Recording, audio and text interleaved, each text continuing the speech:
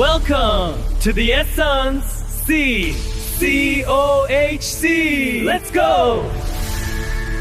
Хуягууд ухаан ардсан хоёр хүнийг өргөсөөр өндөрлөг өөд алхлаа. Саяын асар том чимээнээр Хүн Лэй болон Жао Канжин нар хідэн 10 хуйг дагуулan яаран гүйж ирсэн байв. Тулаан хитрхи хурдан, нүд ирэмхийн зууртал дууссан тул хүмүүс юу болоод өнгөрснийг ч бүрэн ухаарч ямжаагүй байлаа. Юу болов? Хүн Лэгийн нүд татусхив. Уг нь их том юм болох гэж байсан ч одоо зүгээр очихлоо гэж Ван Мөнэрч муран хариуллаа. Бусад хоёугууд элдний гэрэл хар элдгээд давхцсан ярьж Хүн Лээ нилээд хугацаа зарцуулж байж сая нэг юу босныг бүрэн ойлгов. Хүн Лээгийн царайнд нарийн төвөгтэй хувирал тодорлоо.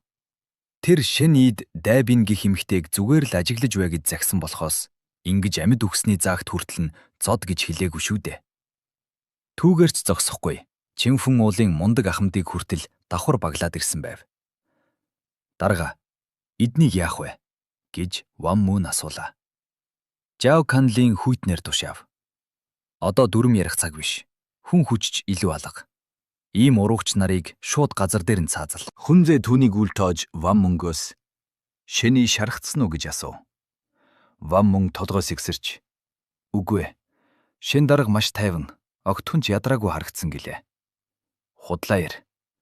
Жао Канлын үүнд огт итгэсэнгүй. Хоёр хаш шингэн төвшний мастертай тулалдчихад яаж зүгээр байх юм бэ? Хүн Лээ түүнийг анхаарсангүй. Дайбингийн ханц үе дээрх 3 үүлэн кэрүү хараад санаа алдав. Энэ олон үүлэн кэг авахын тулд хичнээн их чөтгөр алж хідэн хүний амийг аварсан байж таарах байдэ. Тэгээд ч шэний тэднийг адах боломжтой байсан ч зориуд нэг амьсгалтай үлдээж баглаад явуулсан нь ямар нэг учиртай байх гэж тэр бодлоо. Тэртээ тэргүй өөхөх гэж байгаа хүмүүсийг харж хамгаалаад байх ч шаардлага алга.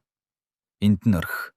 Азан таарч амьд үлдвэл чинжөө давиачиж шүүнүз гэж Хүн Лээ шийдвэрлэлээ. Газар хөвтөх Дайбин Ахмад хоёр бие бие рүүгээ гашуунаар харав.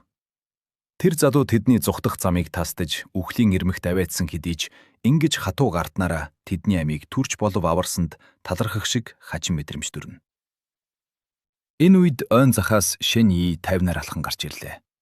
Түүний царай хогц хунарт тулалдсан гэх ямар ч уул мөр байхгүй харсан Жао Канлингийн нүүрний бурчинд татусхийж харцанд нь айц додров. Хоёгуудын ярьсан нь үнэн байжээ. Тэр чимээгүйхэн цааш харан зогслоо. "Шин дүү минь гайхалтай байлаа" гэж Хүн Лээ инээмсэглэн хүндэтгэл үзүүлв. Шин ий түүний хажууд ирээд ноцтойгоор санууллаа. Уулан дээр хүмүүс хөдөж эхлэх нэ. Айн? Хүн Лээгийн инээмсэглэл царцаж зүгээр л нэг аргаа барсан Ахмад орох гэсэн мэцтэй. Хитрхи их санаа зовлтгүй дээ гэж хэлэх гэснээ гинт нэг зүйлийг ухаарав. Чинфэн уулын Ахмад шав нууцаар оргсон хэрнээ хавцлын морио дээрх ууртай элдүүгэн түүнийг зогсоосонгүй. Энэ нь Чинфэн уулын дотор хагарал гарсныг илтгэнэ. Хэрв тэргүүн нь 100 мангасыг хамгаалахар шийдэж, харин бусад шавнар нь уулаас цухтахыг хүсэж байгаа бол энэ хавцал руу бүхэл бүтэн уулын мянган шавнар дайрна гэсэн үг биш үү? Сануулсанд баярлалаа. Хүн Лээ хажуудах хүнийхээ бамбрыг шүүрэн агч уулын орой руу хараагаа бигчээв. Өнөөх завилд суусан ууртай элдүүгэн хэдийнэ босож зогссон байлаа. Тэр модон хавчаараа сугалж буурал үсээ сул тавьжээ. Түүний бүжингартай нүдэнд ямар ч сэтгэл хөдлөл өгөөч нууцлаг уур хилэн аажмаар хөрөмтлөдөж байр.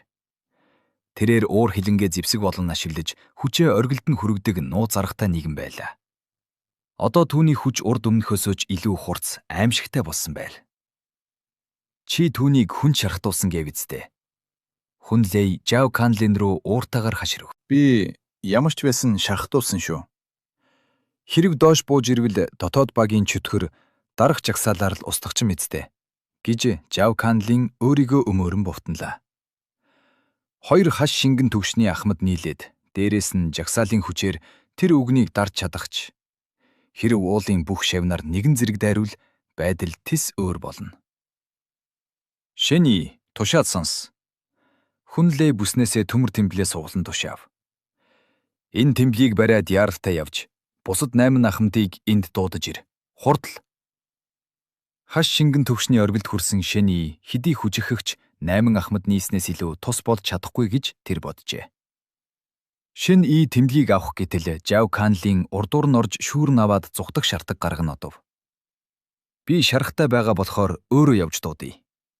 Дотоод багийн хуйгууд түүний энэ өөдгүй хурцхар занг хараад дотроо шүдээд 100 үлдлээ. Хурдан яваад ир. Хүнлээ арга буюу зөвшөөрвөр.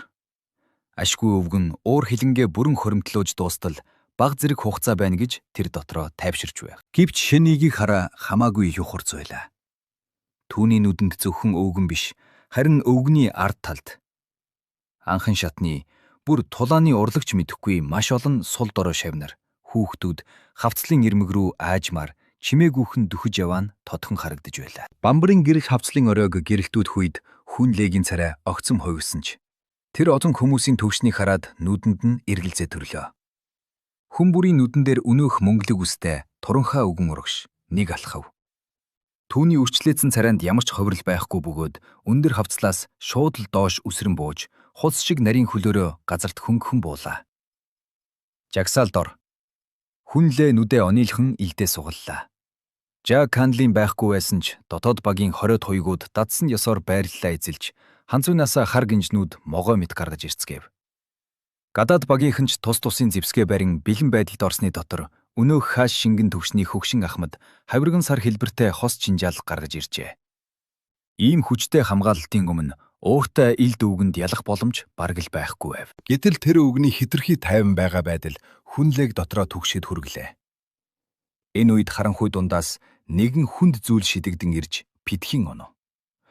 Хүмүүс түүн рүү хараад бүгд хөшиж орхилоо. Тэр бол Жав Канлан байв. Түүний хүзүүн ардаа гартал мушгигдэж, дөрвөн мөч нь хугаран, гарынх нь яс хугарч, хавиргыг нь нэг зүлбсэн аимшигтай дүр зурагтай үхсэн байлаа. Үххийнхээ өмнөхөн тэр ямар их айдас гайхшилд автсан нь нүүрэнд нь тодхон үлдэжээ. Үүний араас хөх цагаан өнгийн цамцтай нэгэн дүр сүудрээс гарч ирлээ. Хогцсныхан захаар хайрсаар бүрхэгдсэн хавтгай толгойц хөөх бөгөөд хоёр талдаа бүлтгэр нүдтэй урт хоншоороо ангалзуулан хурц шүдээ ярзайлгсан антан байлаа.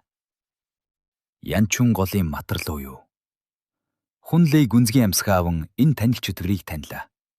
Түүнээс гарах аимшигт цусан үнэр хол байсан ч хамар царбиж байг. Хүнлэй буцаж мөнгөлөг үст өвгөн рүү хараад чимээгүй болов. Чөтгөр дарах хэлтээс биднийг чөтгөртөө нийсэн гэж буруутгасан. Би бодоод үзтэл ууртай илд өвгөн ураг шалхах бөгөөд алхан бүрдэн түүний нүдэнд их уур хилэн багсаж, харин биеэс нь ялгарах энерги улам бүр хүжиглэж байлаа. Тэр гартаа 5 тохой урт төмөр илд барьсан бөгөөд илдний үзүүр газарт чирэгдэн оч үсэргэн. Тэрээр сөнгөцсөн хоолоогоор хэлэв. Үнэхээр л чөтгөртөө нийсэн нь дээр юм байна. Хойгуудын царай үхтлээ цайлаа. Тэд жагсаалаа бутраахгүй байгаа нь айгаагүй дэ биш, харин аль хэдийнэ өөрсдийнхөө үхлийг хүлээн зөвшөөрснөх байв. Жав Канлын тийм богино хугацаанд алж чадсан энэ матарлуу лав хаш шингэн төвшний оргилд хүсэн аимшигт мангас бөгөөд ууртай илд өвгнөөс ч илүү хүчтэй нь тодорхой байлаа. Ямар хэрэг байсан юм бэ дээ? Бид зүгээр л уулаас чөтгөр оргуулахгүй гэж хавцах манаж байсан шүү дээ. Хэрв та нар ууланда чимээгүй байсан бол Хүнлэй гунигтайгаар толгоос ихсрэв. Та нар чөтгөртөө нийснээрээ чин фүн уул одоо үнэхээр сүрлээ. Ердөө ганцхан жанжинд гэхэд чин фүн уулыг тэр чигтэн дарах хүчтэй. Хэрв командлагч уурлаж 2 дахь жанжин дуудвал уулыг тэр чигт нь устгах нь ердөө л ганц тушаалын хэрэг байлаа. Би насаараа чөтгөр алсан. Нэр хүндийн төлөө, тэдний цөмөр имтан авахын төлөө байсан ч гэсэн миний мэс чанар үргэлж цэвэр байсан юм гэж өвгөн үргэлжлүүлв. Гэтэл эцэст нь тэдэнтэй үгсэх болсон нь ямар инээдтэй хэрэг вэ? Миний гарт 300 жил атгагдсан энэ илд одоо бусдын мэхэнд орчихлоо. Ууртай илд өвгөн улам ойрцоор түүний хүч чадал оргил зэгтээ тулж байв. Тэргүүн маань мунхаглаж биднийг хөсөр хаялаа. Одоо би энэ хөгшин биеэрээ та нарын амиар солилцож чин фүн уулын гин зэмгүй шав нартаа зүхтах зам гаргаж өгье. Түүний нүдэндх уур хилэн бүрэн шавхагдаж яг л салхин дундахын өмнөх лаашиг дүрлзэн наслаа. Гэхдээ жинхэнэ оргил хүчтэй хүрэхт нь ялимгүй зүйл дутаж байв. Тэрээр шэний рүү илдээ чиглүүлээд хэлв. Чи миний хайртай шавийн амийг өршөөсөн ч би чамайг өршөөж чадахгүй. Уучлаарай Ахмад. Толгоогоо зээлүүлээч. Шэний түн рүү тайвнаар хараад асуув. Зээлүүлэхгүй байж болох уу? Мөнгө зээлдэг байлаа гэхэд толгоогоо зээлүүлнэ гэдэг чинь юу гэсэн үг вэ? Энэ бүхнээс Шэний байдлыг бараг л бүрэн ойлголоо. Чөтгөр дарах хэлтэс буруугүй. Уулан дээр үнэхэр чөтгөр байна. Бас тэд уулыг устгах бодолгүй. Зүгээр их чөтгөрийг оргуулахгүй тулд замыг нь хаасан хэрэг. Чимхэн уулын шавнаарч буруугүй. Тэд зүгээр л чөтгөрүүдийн төлөө амиа өгөхийг хүсээгүйч тэргүүнийхээ өмнөөс шийдвэр гаргаж чадахгүй. Бас тэдний хүчийг ямар нэгэн байдлаар чөтгөрүүд хянаж байгаа бололтой. Хүн бүрл өөр өөрсдийнхөө амьд үлдэх замаар явж байгаа нь энэ байв. Шэний хар элднийхээ шийг чанга атгалаа. Миний цаг бага байна. Би чиний толгойг авч чадахгүй бололтой. Түүнд үлдээ. Мэдээж чи зүхтхийг орогдож болно. Чамд боломж байгаа шүү. Гэж өвгөн Шэнигийн хүчийг хүлээн зөвшөөрч хэллээ. Тэр хэдий хамаг хүчээ шавхсан ч хааш шингэн төвшний оргилд дөнгөж хурч би энэ жинхэнэ эм мэт буцалж буй энэ залууг барж чадахгүйгээ мэдэж байр. Гэхдээ тэр залуу энэ мянган жилийн настай матарлуугч бас барахгүй гэдг нь тодорхой. Хүн лээ юуныг сонсоод гайхан Шэний рүү харлаа. Бүгд л энд үххээ хүлээж байхад Шэнийг энэ өвгөн хүртэл баршгүй хүчтэй гэж үнэнж байгаад тэр итгэж ядаж байг. Энэ үед матарлуу урагш төхөж ирээд хэлв. Тэр худлаа хэлж байна. Чамд ямар ч зүхтах боломж байхгүй. Мангас савраараа хамраа өрнө. Хоолой нь хүсэл тачаалаар дүүрч үргэлжлүүлв. Чиний биеэс манай эзний үнэр үнэртэж байна. Би тэсхийг их хичээж байгаач чиний цус махаар хооллох хүслээ дарж чадахгүй нэ. Түүний урд амнаас наардамхаа шүлс гоожно. Яг ингээд. Матар зуугийн толгой чичирч шүдэ хавирна Шэнийг дэлхийн хамгийн амттай зоог мэт шунаг харцаар ширтэн. Тэрээр Шэнийг тэвэрч аваад цуст махыг нь хэсэг хэсгээр нь тастан идэж амьдрахыг гуйн ойрлохыг нь сонсхийг хүсэж байлаа. Ямар том олз вэ? Тэр уг нь 6 дугаар эзэнгээ хөгшнөл уг чөтгөр дарах хэлтэст бүслэгдсэнийг дуулаад зүгээр л байдал ямар байгааг тантахаар ирсэн юм. Командлагчийн өмнөөс эзнээ аварч чадахгүйгээ мэдсэн ч эндээс нэгэн хүнээс өөрийнхөө хамгийн их хүсдэг тэр үнрийг мэдрэн чинээ сансангүй. Үххийн өмнөх айцаар амталсан жинхэнэ эм. Би чамайг яг одоо идмээр байна. Матарлуугийн энэ аимшигт үгс галзуу харцыг харсан хуйгуудын би арзайж айдас давтлаа. Ганцхан хүн л илдээ алгуурхан сугалж байв. Салхинд хийсэх үснийхэн цаана нуугдсан Шэнигийн нүдэнд хинт ч анзаарагдамгүй нэгэн харц тодорчээ. Тэр нь матарлуугаас ч илүү аимшигтай. Илүү шунхаа, илүү хүйтэн харц байлаа. Шэний толгоогоо өргөж, урууландаа үл ялэг инээмсэглэл тодруулан хэлв. Ямар сонин тохиолдол вэ? Түүний мүс мэд хүйтэн бас химжээлшгүй их шунал тээсэн харцыг мэдэрсэн Матар луугийн дотор гинт арзас хийж, шунал нь гайхшрал, дараа нь айдас, эцэст нь химжээлшгүй их уур хилэн болон хувирлаа. Яг л тавг дээрх амтад зоог нь гинтхэн босож ирээд өөр рүү нь соёгоо ярьзайлгана. Би чамайг идэн гэж хэлж байгаа мэт санагдхан тэр. Тэр намайг идэг гэж байна уу? Хамгийн түрүүнд Шэн И дайрна гэж хинж төсөөлөөгүй байв. Тэр хоёр гараараа хар илдээ чанга атгахад элднээс ялгарах гэрэл унтарч харанхуй дууссан мэт тас хар өнгөтэй боллоо. Энэ бол хааш шингэн төвшний оргилд хүрснээсээ хойш анх удаа хамаг хүчээ дайчлан хийж буй дайралт байв. Төгс төвшөнд хүрсэн шунхай чон бузрыг устгагч эрдэм хааш шингэн төвшний оргил хүчтэй нийлснээр урд өмнө байгаагүй аимшигт хурц зэрийг бий болгов. Хурц элдний чимээ гарлаа. Хар элд өрдөгшгэ асар их сүртэйгэр биш, маш чимээгүй. Гэхдээ юугч тас цавчих хурц байдлаар буулаа. Матарлуу уурсан хэдийж Шэнигийн энэ дайрагтад нэг их ач холбогдол өгсөнгүй. Гэвч хар элд ойртох тусам түүний хөлийн улаас толгой хүртэл хүүд дааж маш том аюул нүүрлсэнийг зүн соёнгороо мэдрэв. Тэр яаран газарт тулж хайрсаар хуйлагдсан тохоогоороо элдний өдөөс цохлоо. Тэр махан биеэрээ элдний ирний өдөөс дайрсан нь энэ байна. Мах огтлох эсвэл төмөр харшилдах чимээний аль нь ч гарсангүй. Матар луугийн гар дээрх хайрснууд яг л хутаг шиг босож ирээд хар элдтэй мөргөлдлөө. Элд түүний маханд хүссэнгүй. Харин нэг давхар хайрсыг нь хуу татан хаялаа. Энэхүү богинохон мөчийг ашиглан Матарлуу огцом эргэж өргөн хугацсныхаа араас төмөс шиг хатуу бүдүүн сүүлээ гарган Шэнигийн гар руу маш хүчтэйгээр шавхуурдлаа. Энэ бол түүний урьдчилан бэлдсэн үххийн цохилт байг. Гэвч Шэнигийн нүд маш хүйтэн байх бөгөөд төгс төгшний элдний эрдмээ бүрэн удирдах чаддаг болсон тул хоёр дахь дайралтаа нүд ирмхийн зуурт хийлээ. Гэтэл төмөр мэд хатуу байсан мангасын сүүл гинтхэн зөөлрч уян хатан болоод Шэнигийн гарыг ороож ав. Өмнөх хатуу цохилт нь зүгээр л хуурмаг үйлдэл байжээ. Дараагийн хоромд сүүлэн дээрх хайрснууд бас л хутаг шиг босож ирээд Шэнигийн гарыг зүсэж эхлэв. Урагдах чимээ гарлаа. Данцхан эргэлтийн дотор урган жүхлийн дайрагт нуугдж байлаа. Шэнигийн ханцуу урагдж баг зэрэг цус шүүрчээ. Мадар Луугийн царайч бас сайнгүй байв. Түүний бие дээрх хайрс нь зүгээр нэг хайрс биш. Мянган жилийн турш боловсруулсан хамгаалалт, догтлогоо хосолсон жинхэнэ хуйг байсан юм. Гэтэл ганцхан мөргөлдөөд л тэр хачин хар элдэнд хідэн 10 хайрсаа хуулуулчихсандаа дотроо уурлаж байлаа. Түүний хувьд хідэн хайрс нь Шэнигийн гарын өнгөцгөн шархнаас хамаагүй үнэтэй зүйл байв. Мадар Луугийн нүднээс араатны харцг яс хийж энэ боломжийг ашиглан Шэнигийн гарыг тэр чигт нь мушгиж таслахаар хамаг хүчээрээ чангаллаа. Гэтэл Шэни гараа дэлгээд өөрийнх нь сүүлнээс тас адахчихсныг тэр сая анзаарав. Муу хүн байж надтай хүж үзэх нь үү? Мадар Луу үүнийг хараад инээдэн хүрхийн сацуу өөрийг нь басамжиллаа хэмээн уурлав. Хэрв хүмүүс байгалийн мангасуудтай махан биеэрээ хүж үзэж чаддаг байсан бол тулааны урлаг сурч яах юм бэ? Гэвч энэ бодол нь дуусаагүй байтал түүний нүдний өмнөх бүх зүйл оронгороо эргэхэн тэр. Шэни матарны сүүлнээс адгсан чихтэй түүний аврах том биеийг агаарт өргөж ямар ч түүрдсэн шинжгүүгээр газар руу маш хүчтэй савж орхив. Хүчтэй мөргөлдөх чимээ гарав. Мадар Луу газар унаж өнгөрөхдөө савраараа чулуун газрыг самардаж арайхийн зогслоо. Тэр хавхай толгоогоо сэгсэрч хоёр бүлтгэр нүд нь гайхшрал давтжээ.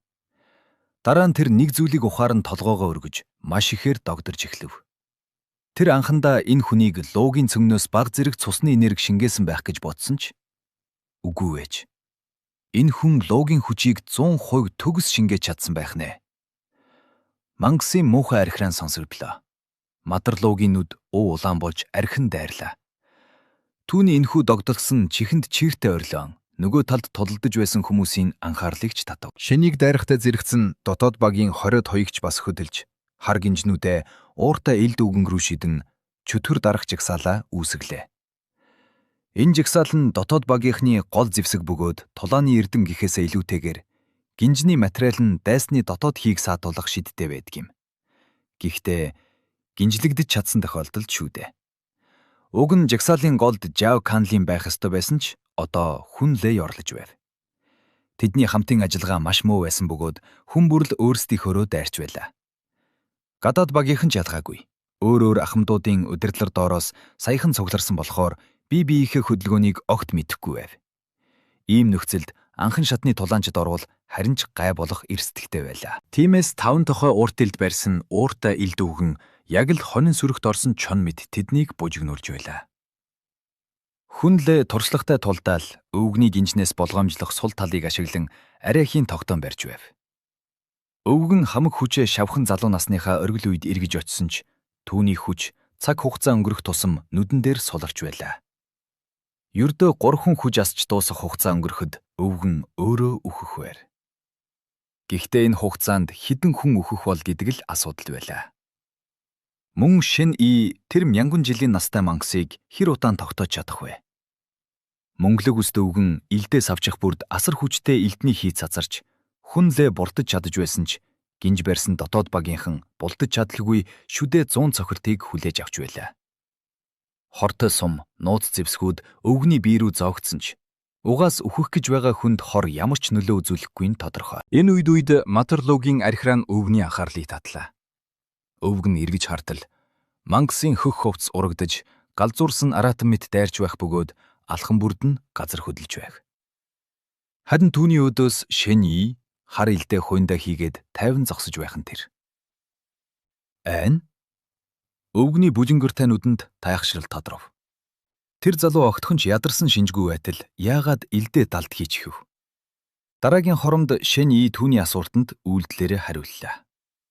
Шэн-И гараа өргөхөд Харанхуй шөнөөр тэнгэрт гинтхэн цусан улаан өнгийн тоолж баршгүй олон элдний гэрэл асар их аллагын энергийг дагуулan гарч ирж тэр хавийг тэр чигт нь 5 мэт улаан өнгөөр будлаа. Ууртай элд өвгөн элдээ чангатхан тайван байсан сэтгэл нь маш ихээр дагдалж эхлэв. Тэр өмнө нь яг иймэрхүү зүйлийг харж байсан. Энэ бол ерөнхий командлагчийн залуудаа ашигладаг байсан 4 ивийн жинхэнэ хий химээх Чинжоу мужид алдарсан аимшигт эрдэн байлаа. Гэхдээ командлагчийн эрдэн хүртэл энэ залуугийнх шиг ийм шигүү, ийм аимшигтай алуурчны зүн бас ийм чөтгөрийн гимээр улаан өнгөтэй байгаагүй. Хэрв тэр өөрөө энэ цусан элдний борон дор байсан бол юу болох байсныг төсөөлөхөөс ч айдас хүрч байв. Матарлуу муухагаар ориллоо. Цусам элднүүд яг л бороо шиг шаагиж Матарлуугийн бие рүү нэг ч зөрлгүүгээр зоогдож эхэллээ.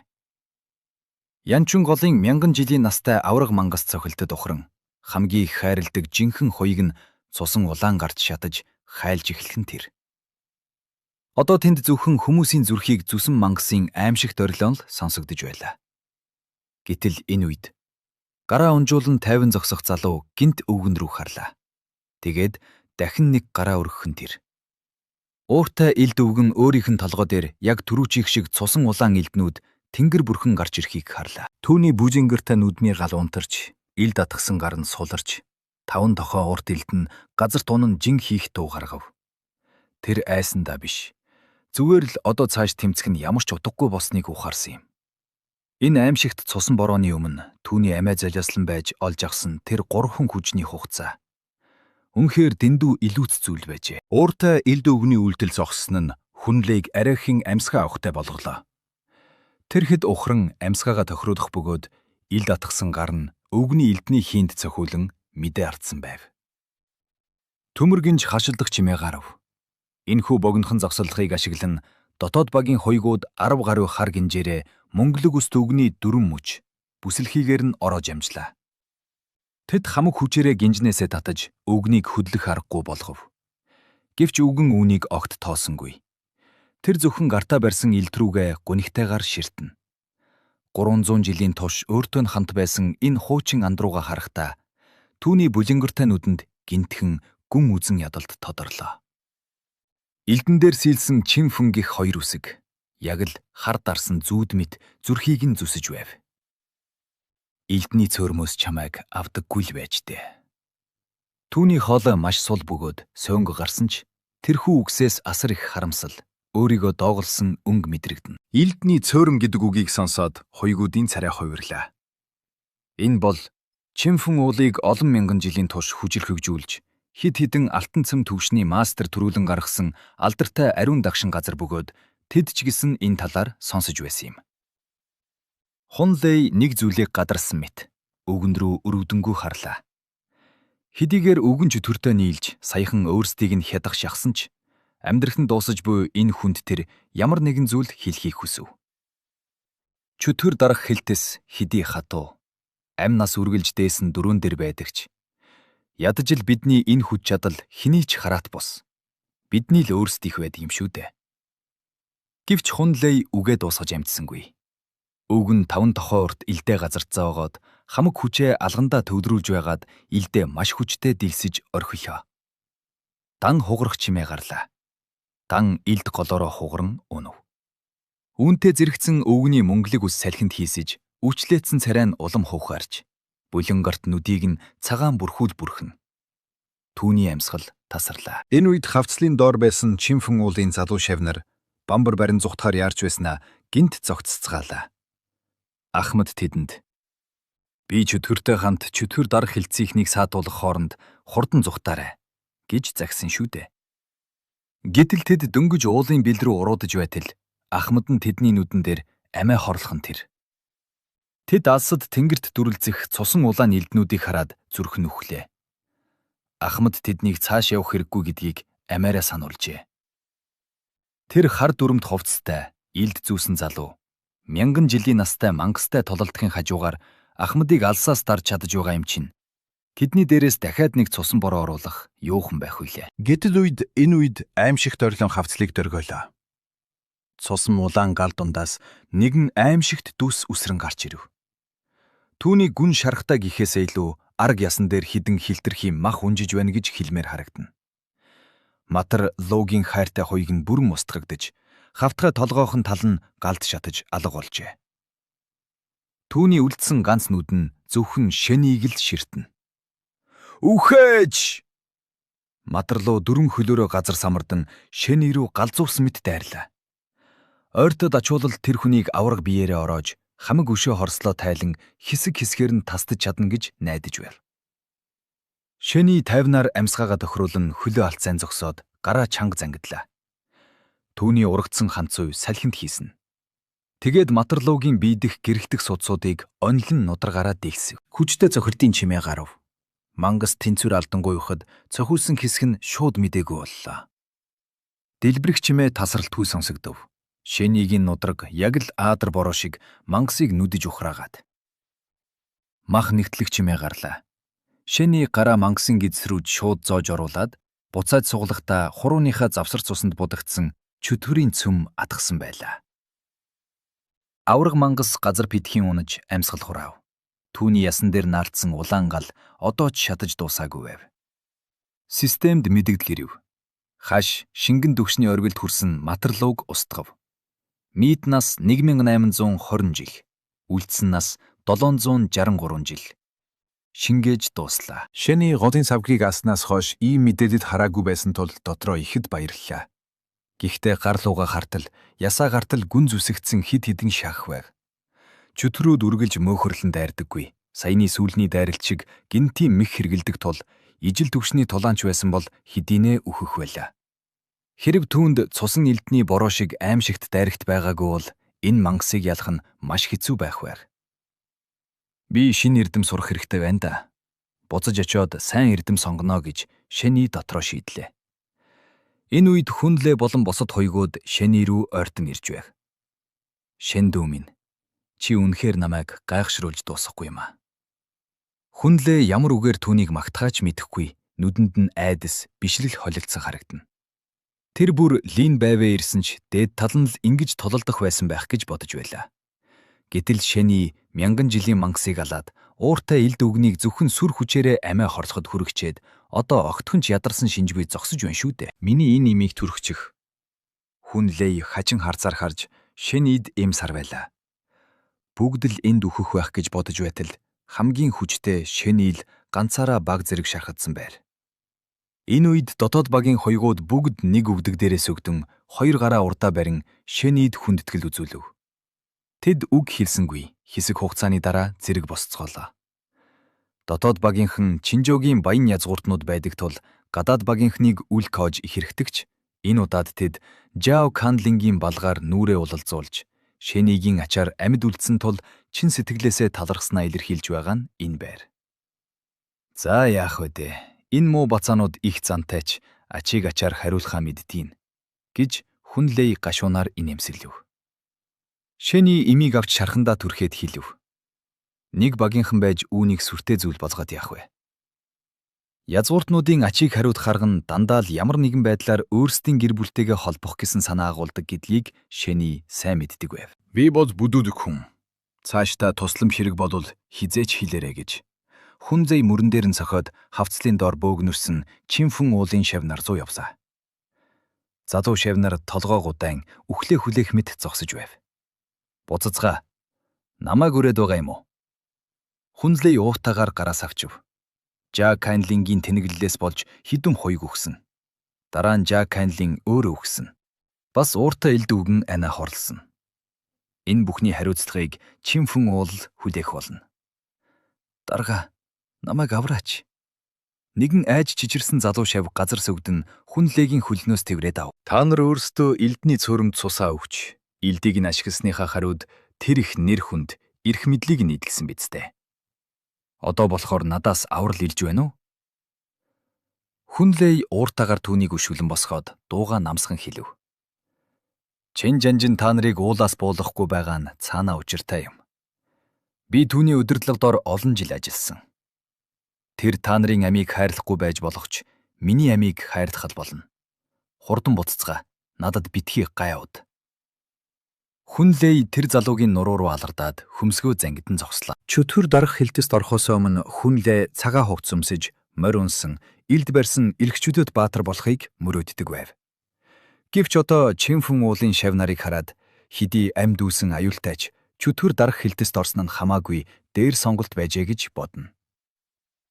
50-60 орчим Чинфэн уулын шав нарыг хуйгууд уулууд тууж явлаа.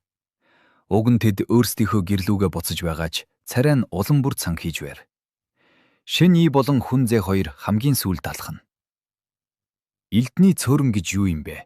Хэмээн шин ий асуулаа. Чи чинь Чинжоогийн хүн биш юм уу? Хүн зэг гайхав. Би ба юун хотоос ирсэн.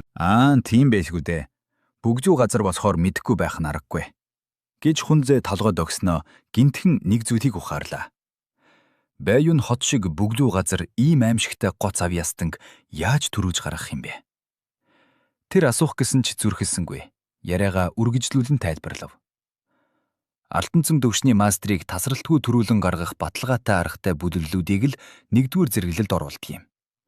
Хэрв тийм аргагүй бол тэргүүн нь үхэхэд л тэр бүлэглэл хэдхэн жилийн дотор мөхдөг бичигдээг өгөхөлтэй. Манай чөтгөр дарах хилтэст ч гэсэн тийм арга бий. Гэхдээ нийслэл рүү явах хэрэгтэй болдог. Гэж Хүнлэй хэлээд шин ирүү инээмсэглэж үргэлжлүүлв. Чиний одоогийн хүчээр бол хэдэн 10 жил сайн ажиллахад л нийслэл рүү явж алтан цэм төвшөнд хүрэх боломж чамд заавал олдно. Гэхдээ ойрын хэдэн жилдээ бол хэцүү байх. Лим байвэ, бай энэ хоёр чиний урдуур оожирлож байгаа шүү дээ. Элдний цөөрмийнхөө талаар л ярьцгаая. За яах вэ? Чинфэн уулын шав болсон хүмүүр хамгийн түрүүнд элдний цөөрөмд очиж хурууныхаа, духныхаа, бас зүрхнийхээ цуснаас тусааж өвгдээдэстэй тангараг өргөдөг.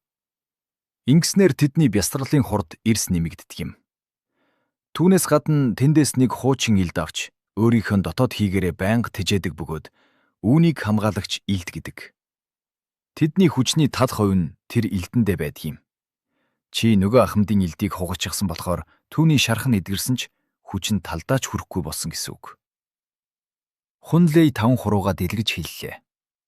Тийм болохоор л би дай бингийн элдийг шалгах гэсэн юм. Тэр Чинфэн уулын шав байхан гэж таамаглаж байсан минь зөв байж. Чи бодоод үзтээ.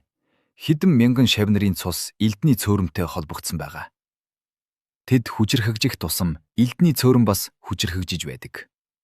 Тийм учраас л тэндээс артан цэм төвшний маструуд төрдөг хэрэг. Ууртай элд өвгөн уг нь элдний цөөрөмд орж артан цэм төвшөнд хүрэх боломжтой байсан ч тэр боломжоо жан хөнжөөд булаалгасан юм. Тиймээс өнөөдөр тэр уулаасаа тэргүүнээсээ ургасан байх. Хүнлэй санаа ардав. Шэний үүнийг сонсоод чимээгүй боллоо. Иймэрхүү тулааны ертөнцийн нууцуудыг олж сонсох боломж түүнд тэр бүр олддоггүй байсан тул асуулаа. Хэрв элдний цөөрөм тийм мундаг юм бол Чинфэн ууланд олон артан цэм төвшний хүмүүс байх ёстой биз дээ? Чи чин жанжин ганцаараа ирсэн болохоор дийлдэхүй гэж санаа зовоо юу? Хүнзээ инээгээд. Чи хаш шингэн төвшнийх. Хийсэн хаш шингэнийх. Хэрв над шиг 2-3 хүн чам руу зэрэг дайрвал чи айх уу? Гэлээ. Шэний бодож байснаа толгоос ихсэрв. Тийм биз дээ. Тэгвэл 10 хэдэн хүн байвал Хүнзээгийн үг тасарлаа. Яагад гэвэл Шэний дахиад л үгүй гэсэн шиг толгоос ихсэрсэн юм. Хүнлэгийн инээмсэлдэл царцаж түүнийг хараагүй мэт царайлаад хэлв.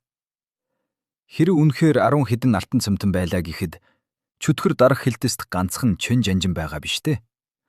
12 жанжин байгаа. Чин өвөө нас нь өндөр болсон болохоор хүчээрээ Ян Ан дүүргийн жанжины ардл орд юм. Ян Ан дүүргийн жанжин хэдэд орд юм бэ? Шин ий сонирхов. 11-т. Тэгвэл 1-р хэн байдаг юм? Ерөнхий командлагчийн 2 дахь шав. 2-дугаарт ерөнхий командлагчийн анхны шав. Яагаад уруугаараа байт юм бэ? Гэж Шэний асуухад за Шэн дүү минь 9 чихлээ шүү. Хүнлэй яриагаа яран таслав. Иймэрхүү аюултай сэдвийг хамаагүй ярьж болдоггүй. Шэний ураг шартал Чинфэн уулын төв талбай тэр чигтээ цагаан хувцастай шавнараар дүүрсэн байх бөгөөд тэд бүгд өвдөг сүгдэн суусан байлаа. Талбайн гадуур 300 гаруй артан бүргэдийн хад томолтой дотоод багийн хоёгууд хар гинжнүүдээ гаргачихсан бүслэн зогсох ба тэдний цаана 1000 гаруй гадаад багийн хоёгууд сэлмээ суглан бэлэн байдалд оржээ. Хамгийн урд хэдэн 10 ахмадуудын дунд хар хоёг өмсөж улаан нүмерэг нүмерсэн гартаа асар том жад байрсан нэгэн өвгөн сүхтэйвэр сууж байлаа. Энэ бол Чэн Жанжин байр. Ямар сони юм бэ? Шэний хөмсгөө зангидэв. Тэр хавцлын доор үхэх сэххээ үзэн тололдож байхад энд хүн бүр зүгээр л сөвдөд сууж байдаг. Эндээс хэдэн хүн явуулаад туславчиж болоогүй юм байх та. Байдал чиний бодож байгаагаас хамаагүй хүнд байна гэж хүнлээ ноцтойгоор хэлээд ураг шалхлаа. Чинфэн уулын шавнар эсэргүүцэхгүй байхад Чэн Жанжин тэднийг суллахгүй байгаа нь ганц л зүйлийг ихпинэ. Чинфэн уулын тэргүүн галзуурчээ. Талбай нь яг голд. Нэгэн цээж нүцгэн ир завилж суух бөгөөд түүний биеэр дүүрэн аалзны тор мэт сорвинууд байлаа. Энэ сорвиудыг харсан Шэнигийн амьсгал тасалдлаа. Энэ бол Шүү Юн посхонд алсан залуу Луугийн бие дээрх сорвитой яг ижилхэн байв. Энэ үед тэрээр нүдэ нээж яг Шэнигийн зүг рүү харлаа. Түүний цусаар дүүрсэн улаан нүдтэй тулгарх мөчөд Шэнигийн хамаг биеийн булчин чангарч гар нь өөрийн ирэхгүй элднийхээ хуйг атгав. Бэйюн хотод хар нохой чөтгөр харсан үеийнхээс ч илүү аимшигтай хүнд дарамт мэдрэгдлээ. Тэр бол Жан Хүнжоу. Хүн Лэй тайлбарлаж. Чэн Жанжины таамаглаж байгаагаар тэр бол Ян Чүн голын мадар руу хуурсан хэлбэр гэлээ. Жан Хүнжоу Шэнийг хэсэг ширтснэ. Түүний царайнд асар их өшөө хорсол үзэн ядалт тодров. Учир нь тэр Шэнийгээс өөрийнхөө хүүхдийн үнэрийг мэдэрсэн юм. Гэтэл Шэнигийн царайнд ямар ч айдас байсангүй. Харин ч нүдэнд нь алуурчны харц гяс хийж байлаа. Олны нүдэн дээр Жан Хүнжоу гинт босож талбайн ирмэг рүү атгаж эхлэв. Ухраач. Химэн хуйгууд зэвсгээ далайн хашгирцгаав. Тэд хагас сарын өмнө энэ мангасыг ямар аимшигтай дайрсныг бас Чэн Жанжин түүнийг жадаараа яаж цохиж унахсныг санаж байлаа. Би ямар ч гим хийгээгүй. Та нар намайг алах хэрэггүй. Жан Хүнжоу амьсгаад нь хөгшин Жанжин руу ууртаагаар ширтэж шүдээ 100 хашгирлаа. Би Чинжоо мужийн төлөө 150 жил чөтгөр алсан. Би Линжан дүүргийн ард түмнийг 150 жил хамгаалсан. Тэд намайг баатар гэж шүтдэг. Би гэмгүй. Чин Цанкун Жанжин яг л жирийн нэг хөгшин өвөө шиг тайван суух бөгөөд ямар ч хувирлгүйгээр хэлв. Түүнд дахиад нэг уншиж өг. Хажууд нь зогсох Ахмад урагш гарч ирээд чанга дуугаар уншлаа. Жан Зитао, Чинфэн уулын шав. 3 жилийн өмнө Шуан Ян дүүрэгт муурч өтвөрийг устгахдаа 20 гаруй энгийн иргэнийг юу ч үлдээлгүй идүүлж өгүүлсэн. Гэтэл тэр муурч өтвөрийг 2 өдрийн өмнө 500 милийн цаанаас өөр хүмүүс барьж авчирсан нь тогтоогдсон. Жан Юсун, Чинфэн уулын шав. 2 жил 7 сарын өмнө Чайнан дүүрэгт чөтгөр устгах нэрийдлэр 30 хүнийг идүүлж өгүүлсэн. Жан Линлун, Чинфэн уулын шав. Ахмад 3 жилийн хугацаанд болсон яг ижилхэн аргаар энгийн иргэдийг золиослон байж чөтгөр алсан хэрэгүүдийг тоочж эхлэв. Хамгийн аимшигтай нь энэ бүх шавнар нь Жан Хүнжоугийн хүүхдүүд байлаа. Чинфэн уулын шавнар үүнийг сонсоод толгоогоо улам доош гудайлгав. Тэгэхээр миний хийсэн гавьяанууд бүгд худлуулж таарах нь уу? Жан Хүнжоу огтхонч гимссэн шинжгүй. Жанжин руу ихцлэн харсаар байв. Чиний гавьяанууд үннэ. Би шалгуулсан. Чи үнэхээр Чинфэн уулын баатар мөн байсан гэж Чэн Жанжин тодгоод өглөө. Тэгвэл Жан Хүнжоугийн хоолой огцом чангарч хашгирлаа. Би энийх гавьяаг байгуулсныхаа төлөө Линжан дүүргийн ард түмнэр өөрийнхөө хүүхдүүдийг тижээлгэж яагаад болохгүй гэж. Тэд бол хагас чөтгөрүүд. Тэдний төрлөх аран шин хүний мах идэх. Би тэднийг сургах гэж хичээж байсан шүү дээ. Яагаад? Та нар надад хугацаа өгөөгүй юм би. Яагаад? Надад ганцхан боломж олгоогүй юм би. Түүний асар их үзэн ядалт шингэсэн, цөхрөнгөө барсан орилон Чинфэн уулыг тэр чигтэн цуурайтууллаа. Айн? Хүндэй гайхан Чинфэн уулын шавнар руу харлаа. Тэдний хинэнч Жан Хүнжоугийн хийсэнд гайхсан шинжгүй байр. Тэгэхээр чөтгөр дарах хилтээс энэ уулыг бүсэлж байх хугацаанд энэ Илтчин баатрын бүх нууцыг нь ухаж түнксэн байх нэ. Тэр байтугай Жан Хүнжөө өөрөө ч мангас гэдгээ хүлээн зөвшөөрчихлөө. Тэгвэл яагаад шууд хөдлөхгүй байгаа юм бэ? Энэ удаа зөвхөн Шэн ийч биш. Хүн Лэй хүртэл юу болоод байгааг ойлгохоо болж хамгийн урд суух хөгшин Жанжин руу асуулт ирэн харлаа. Чэн Цэн Күн Жанжин хөмсгөөч хөдлөгсөнгүй. Жан Хүнжөөгийн уур хилэнгийн өөдөөс маш тайвнаар хэлв. Үнэн дээр би энэ ертөнцид хүмүүсийн дунд ив найртай амьдрахыг хүсдэг чөтгөр байдаг болов уу гэж эргэлзэж байсан юм. Гэтэл сүүлийн 100 жилийн хугацаанд чиний хажууд 500 хүрэхгүй юмаа гэхэд дор хаяж 300 эмэгтэй солигдсныг би олж мэдхээ. Тэд чинь миний нэр хүндэд татагдаж өөрсдийн хүслээр ирдэг байсан юм. Жан Хүнжөө хүн дээр амсгаадаж түүний биедих соригнууд нь задрах шахна. Би тэрийг чин хижээгүй.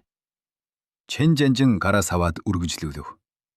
Тэдгээр эмэгтэйчүүд чиний хүүхдийг тээх болгондоо чөтгөрүүдэд хулгаадагдаж, ихэнх нь ор мөргүй алга болдог байсан. Цөөхөн хідэн аврагдаж чиний Баатар гэх нэрийг улам өргөсөн ч хэдхэн жилийн дараа бүгд л чимээгүйхэн үхдэг байсан. Жирийн нэгэн эмэгтэй хүн хевлийдээ луу мангас тээж, дараа нь өөрийнхөө төрүүлсэн тэр мангасыг харахтаа ямар их зүхрэл мэдэрдэг байсан болоо гэж би бодлоо. Хүүхэд төрөх төгөхөөр л чөтгөр ирж хулгайлдаг. Өлсгөөрөө тосгоны иргэдийг иддэг. Тэгээд тэр бүхэн нь үргэлж маш нарийн төлөвлөгдсөн. Цаг хугацааны хувьд яг таардаг байсан. Чинжоо мужийн чөтгөрүүд ямар гэчин нүгэл хийсэн болоод танаа гэр бүлийн энэ олон баатруудтай байнга таардаг байна. Манай Линжан дүүргийн ард түмэн чам шиг нэг баатрыг тижээхийн тулд жилд хэдэн хүүхэд төрүүлэх ёстой юм бэ? Шэн Жанжины хоол улам бүр хүүтэрч хар хуйгтай хөгшин биеийн аажмаар босож зогслоо. Тэрээр хүнд ган жадаа атгаад Жан Хүнжөө руу хүүтнэр ширтэн хэллээ. Надад чамд боломж олгох хэрэг байхгүй. Тэрхүү мэс мэд хүүтэн харцны өмнө Жан Хүнжөөгийн нүүрний борчинд атусгийж өөрийн ирэхгүй хоошид ухарлаа.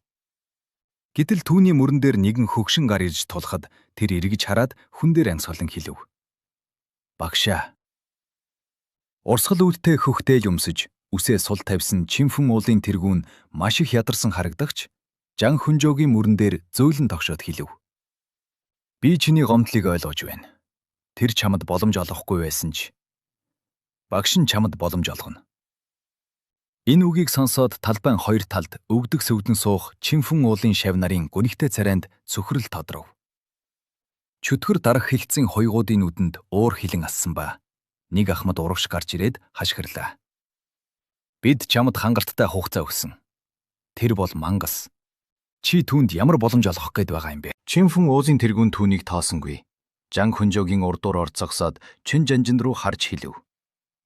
Чин ага. Тэрээр гинтхэн инээмсэглэж өнгөснөө дурсан сансан мэд гараараа химжээ зан хэллээ. Би түүнийг анх олохдоо тэр дөнгөж иймхэн жаахан байсан юм шүү дээ. Чөтгөр дарах хилцийн нэг ахмад доогтоогоор хэлв. Тэр иймхэн жаахан бож хуйрахтаа нас нь чиний өвөөгөөс ч хөгшин байсан юм. Гэвч тэргүүн үүнийг ч сонсоогүй мэд Чэн Жанжин руу гүлрэн сандрангуй хоолоогоор үргэлжлүүлэн ярьлаа. Чин аха. Би төрөлхийн тахир дутуу нэгэн. Чимхэн уул бол манай Жан гэр бүлийн бүлэрлэл. Миний үед тасрах ёсгүй.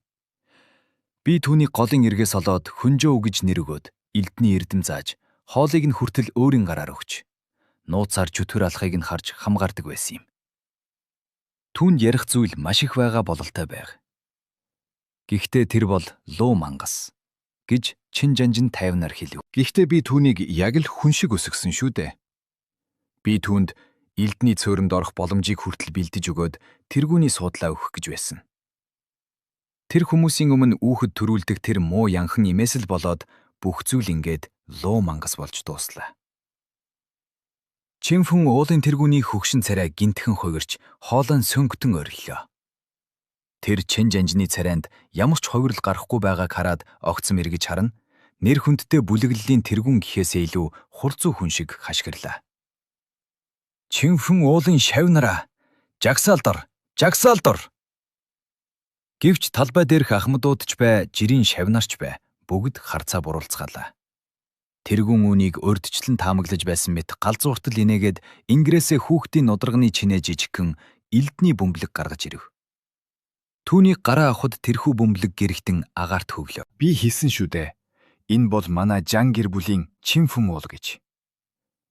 Шавнар элдний цоримд цусаа өгөхдөө Чинфэн ууланд биш, харин Жан гэр бүлд тангараг өргөсөн хэрэг байжээ. Олны нүдэн дээр тэргүүн өвдөг сүгдэн чулуун шалыг цууртал подгоогоороо мөргөж хашгирлаа. Өвөг дээдсийн илдээ шийтгэлээ буулга. Түүний дух чулуун мөргөхтэй зэрэгцэн. Агаарт хөвөх өвөг дээдсийн элдний бөмбөлөг дүнгэнэж эхлэв. Түүнтэй зэрэгцэн шав бүрийн бүсэндээ зүүсэн илд жижирхийлж, шавнырийн царай улаан тэд амьсгалахад хизүү очих эхэллээ. Тэргүүн дахин толгоогоороо мөргөв. Тэгэхэд нэг шав амнаасаа цус олгоод унлаа. Тэднийг дарж ав. Хүнлээ хашгирв. Дөнгөж сая уул руу туугдж гарч ирсэн номхон хон шиг байсан шавнар энэхүү аимшигт тарчлалаасаа салахын тулд өөрийн ирэхгүй илдээ сугалахаар гар нь хөдгөж эхэлсэн байг. Чөтгөр дарах хилцийнхэн рүү дайруул ямар үр дүнд хүрэхийг тэд хэн хүнээс илүү сайн мэдэж байсан ч өөр аргагүй байлаа. Хойгууд яаран гүйж очоод тэднийг дарж ав. Харин төв талбай дээр тоолж баршгүй олон илд сугдагдах чимээ тасралтгүй сонсогдно. Илдээ гартаа барьж байж л тэд өвөг дээдсийнхэн шийтгэлээс багч болов ангиж ирж байр. Тэр олон хурц илд чөтгөр дарах хилцийнхэн дүү чиглэлээ. Тэргүүний урд завилд суусан ахмадууд хүртэл арга буюу нүдэ анин дотоод хийгээ урагш чиглүүлэн гаргав. Хараалд уулнаас чөтгөр оргуурчгүй гэж айсандаа тэднийг уул руу нь буцаасан юмсан. Чин өгөө чухам юу бодож байгаа юм бэ? Хунлээ хүртэл тайхан эргэлзлээ.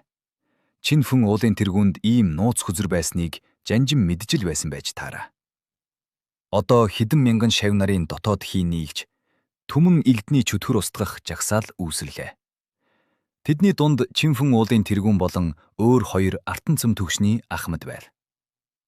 Тоолж баршгүй олон үл үзэгдэх элдний хий чин жанжинг бүслэн авч үхлийн аюултай хүйтэн гэрэл цацруулна. Энэ жагсаалаар чин ахыг хагас сарсаатуулахад хангалттай байх. Чинфэн уулын тэргүүн газарт хөвцөн чихтэй уураа дарж гунигтайгаар эргэж хараад хэлв. Чамд нуугдах газар байгаа байх. Одоо явда. Жан Хүнжөөгийн царайнд баяр тодорч зүгтхийнхаа өмнө шин ирүү нэг муухай хараад огтхонч эргэлзэлгүйгээр тэнгэр рүү хөөр нислээ. Шини нэгэн залуу шавийн гарыг дарж зогсох бөгөөд тэр шав цөхөрсөн царайгаар өөрийн нэрэхгүй илдээ шин ирүү чиглүүж байлаа. Гэвч шини түүнийг тоосонгүй. Түүний харц зөвхөн тэнгэр рүү зогтож буй тэр дүс рүү чиглэж зүрх нь ёг хийв. Түүний таамаг зөв байжээ. Энэ луу мангас түүнийг мэдэрч чадж байна. Харин одоо тэр зогтох гэж байна шүү дээ. Гэтэл яг энэ үед тэнгэр дүүрэн элдний гэрэлд бүслэгдсэн чин жанжин гинт нүдэ анлаа. Чинфэн уулын тэргүүний дайхсан харцны өмнө жанжны гартаа барьсан хүнд ганжаатыг ямар нэгэн үл үзэгдэх хүч шүүрн ах шиг боллоо. Хүн нь байрандаа үлдсэн ч зэвсэг нь гинтхэн тэнгэрт хөөрж тэнгэр газар нийлэх мэт асар хүчтэйгээр зүгтж буй Жан Хүнжөөгийн нуруу руу цавжиж орхив. Аимшигт мангасын орилон гарлаа. Луугийн аимшигт орилон сонсогдож бүхэл бүтэн төг талбай тэр чихтэй харанхуйллаа. Чинфэн уулын орой дээгүүр 100 тохоо урт тэнгэрийг хасглан аврагахаар матарлуу гарч ирж хамаг хүчээрээ тийж хийнэ. Түүний духан дээрх хурц цэгэр нь ямар ч бурхны зэвсгээс илүү сүртэй харагдана. Гэвч ердөө ганцхан секундын дараа аврагжаад бууж тэнгэр дүүрэн мангасын цус олгойд нь матарлуугийн биеийн тал нь тасран газар дунлаа. Үлдсэн тал биеийн цусаа садруулна дотор эрэхтнээ цуулсаар үхтлээ айсан байдагтай тэнгэрийн хаяа руу зүгтэн алга болов. Жад буцаж ирэн гард нь ороход чин жанжин нүдэ нээлээ. Тэр өнөөхөх тайван царайгаараа газарт хэвтэх Чинфэн уулын тэргүүн рүү харан хэлв. Хагас сар гэдэг хитрхи урт байна. Чамд гэрээслэлээ бичих ганц хүчний хугацаа өгье. Та артан цэм төгшинг дагчихсан юм уу? Чинфэн уулын тэргүүн дайхсандаа ирлээ. Талд нь зорсон байх. Чин жанжин тайвнаар хариулаад агаарт хөвөх элдний бөмбөлөг рүү харан хэллээ. Ахмада, би таныг их удаан хүлээлээ шүү. Түүний ясыг нь чилж дуустал утсан байна. Үгүй. Жанжин дахин нүдэ аних гэж байгааг харсан Чинфэн уулын тэргүүн аимшигтайгаар хашгиран өнөөх элдний бөмбөлийг шүүрч авахаар гараа сунгав. Гэтэл өвөг дээдсийн элдний бөмбөлөг түүнээс үрсэж Дүнгэнсээр жанжны ингэлт орчхон тэр. Тэрхэн зуурт хэдэн мянган чинфэн уулын шав нарын гарт байсан элднүүд хэвийн байдалтай орж тэнгэр дүүрэн бүргсэн элдний гэрэлнүүд ирэмхийн зуурт сарниж алга боллоо. Би та нарт Чэн өвөө та нарыг асахгүй гэд хэлээд байсан шүү дээ. Ямар ядаргаатай юм бэ? Хүнлээ барьж байсан шаваа түлхээд тайлбарлав. Пөх, уулыг хамгаалсан нь чөтгөр оргуулахгүй гэсэн хэрэг биш. Харин лууг бүсэсэн нь өвөг дээдсийн элдийг гаргаж ирэх арга байд шүү дээ. Чэн өвөө чинфэн уулын тэргүүнийг урууна гэдгийг аль эрт мэдээд ганц мөсөн үнцээр нь таслах гэж төдөгсөн байж. Тэгээд тэр луу мангас чисэн хол зугтаж чадахгүй нь тодорхой. Хүнлээ өөрөө Чэн жанжны удирдлагад ажиллаж байснараа гайхуулан Шэн ийд ярьж өгөхөөр эргэж хартал түүний үг тасалдлаа. Хүн хааччихва. Хэр удаа ниснэ ч мэдэхгүй авраг луугийн тасархай би агаарт тийчлэн газарт пидхийн унаж асар их тоос босголоо. Тэр аажмаар хүн дүрсэндээ орсон ч хар хайрсаар бүрхэгдсэн биеэр нь дүүрэн хуучин соринууд задарсан байв. Түүний аимшигт луу толгой хүн дээр амсгаадах бөгөөд хурц савраараа бэлхүүснээсээ доош тэмтэрч үзээд асар ихэр айлаа. Түүний биеийн доод тал нь огт байсангүй. Чэн жанжны жаданд тас цавчигдсан хэрэг байв. Тэрээр модыг налан сууж, амандаа өдөлтөөр ойрлон, шүдээ зууж байгаад хайрстай савраараа өөрийнхөө шархыг түлж цусаа тогтоолоо. Өнөөдрөөс эхлэн чинфэн уулын Жан Хүнжоу гэх баатар илтчин байхгүй орж, зөвхөн Янчун голын луугийн 6 дугаар ханхүүл үлдлээ. Гэхдээ мэдээж Янчун голдоо амьд очиж чадсан тохиолдолд шүү дээ. Түүний нүд хорсол, үзэн ядалтаар дүүрв. Тэр бол 3000 жил амьдарсан артан цөм төвшний хөгшин мангас атлаа Чин Цанкун гэдэг хүний өмнө ямар арчаагүй сул дорой байлаа да. Чөтгөр дарах хилтэс. Яасан аимшигтай газар вэ? Луу мангас атаархсандаа шүдээ хавирлаа. Артан цөм төвшин дотроо 3 үе шаттай байдаг. Шингэнийг цөм болгох, хийн далайдаа цөмийг тээх, цөмөө бялж сүнс төрүүлэх. Үүний хамгийн чухал нь 2 дахь шат буюу цөмөө тээх үе юм. Цөм нь яг л өндөг шиг бөгөөд дотор нь юу бойжиж гарах нь тэр өндгийг юугаар тижээхээс хамаардаг. Хэрв элдний хий, цусан энерги, эсвэл байгалийн хийгэр тижээвэл гардан тулаанд дийлдэшгүй, хязгааргүй мастер болно. Чөтгөрүүд ингэж хүчрхэгжүүл жинхэнэ чөтгөрийн хаан болдог. Харин чөтгөр дарах хилцийн 10 хэдэн жанжин болон ерөнхий командлагч нар тис өр хамгийн богино замаар явдаг. Тэд Чинжоо мужийн сая ард түмний шүтлэг, мөрөглийг цуглуулж цөмөө тижээдэг юм.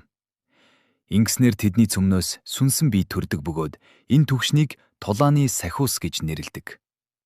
Энэхүү арга нь анх байгалийн сүнс, савдгуудын бурхан болох арга байсан ч тулаанчид үүнийг хулгайлж, төрийн хүчийг ашиглан ард түмний шүтлгийг хүчээр шахан булаадаг болсон нь энэ юм. Чэн Цанкун дөнгөж 800 настай.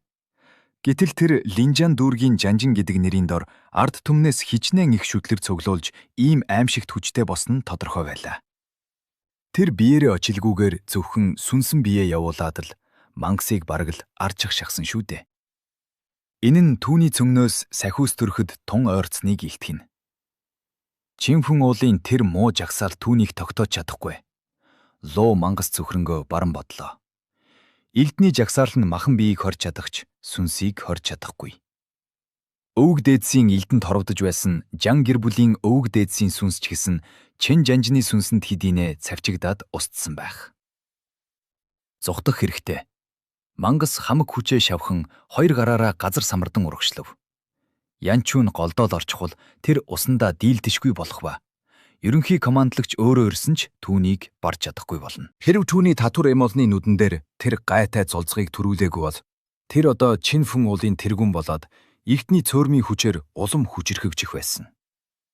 Харин одоо тэр баатарлаг нэрэж алдаж, биеийнхээ талыг ч алдчихлаа.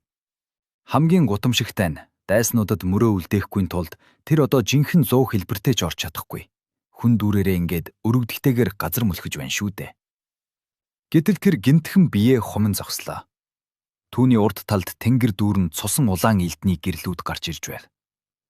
Чэн Цанкун, чи арай л дэндэж байна шүү. Луу мангас үхтлээ айж хойш эргэж хартал. Түүний ард Чэн жанжин биш. Харин түүний хамгийн ихээр үзэн ядаж байсан тэр залуу зогсож байлаа. Шин ийгийн амьсгаа давхцаж, хөлсөндөө норсон үсэн духанд нь наалдаж, хар илдээ чанга атгсан гар нь чичирч байл. Түүний нүдэнд хязгааргүй их аллагын зүн оргилно. Шин ий түүнээс яг аюутгүй зайд зогсож байлаа. Чи байсан юм уу? Луу мангас хэсэг гайхснаа дотроо инээд нь хурч бас асар ихээр гондлоо. Би одоо бүр нэг муу хааш шингэн төвшний бацаан хүртэл ганцаараа хөөгөөд ирэх хэмжээний тийм өрөвгтэй бочихоо юу? Чи сард ердөө 200 лангийн цалин авдаг жирийн нэг хоёг байж яагаад намайг ганцаараа хөөж ирсэн бэ? Гэж луу мангас үнэхээр гайхан асуулаа. Шэний духныхаа хөлсийг арчив. Тэр бай юун хотоос ирснээсээ хойш хизээч ингэж хамаг хурдаараа өөхөгтлээ гүйж үзээгүй юм. Ашгүй луугийн цөмнөөс мэдрэгдэх нарийн холбоосны ачаар тэр төөрсөнгүй гүйцэж ирлээ. Шэний гараа буулгахад цусан улаан элднүүд аадар бороо шиг луу мангасын тал бие рүү шааглаа. Тэгээд тэр сая нэг амьсгаагаа даран 50 хариулав. Яагаад гэвэл чи над руу 3 удаа муухай харсан. Луу мангасын хайрс цусан элдэнд нүдүүлж соргинууд нь дахин задарч эхлэв. Гэвч түүний луу толгойд ямар ч хувирал гарсангүй. Чам руу муухай харлаа гэд чи намайг ална гэж үү? 3 удаа шүү. Шөний хуруугаараа заагаад. Зөвхөн чамайг биш, танаа гэр бүлийг тэр чигт нь устгана гэж маш чин сэтгэлээсээ ноцтойгоор хэллээ. Шэн и энэ луугийн нүднээс асар их хорсол, өшөө авах хүслийг харсан. Тиймээс энэ лууг амьд үлдээвэл дараа нь бүхэд бүтэн янчун голын зуунууд түүний араас ирэх нь тодорхой байр.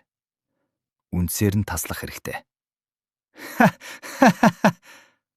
Луу мангас гинтхэн галзуурсан мэт инээж эхлэв. Чин фүн уулын тэргүүн яагаад жан хүнжөөд тийм их хайртай байсны учир нь тэд хоёулаа өөрсдийнхөө хүүхдийг хэдий муу байсан ч өмөрдөг, яг ижилхэн зантай байсан юм.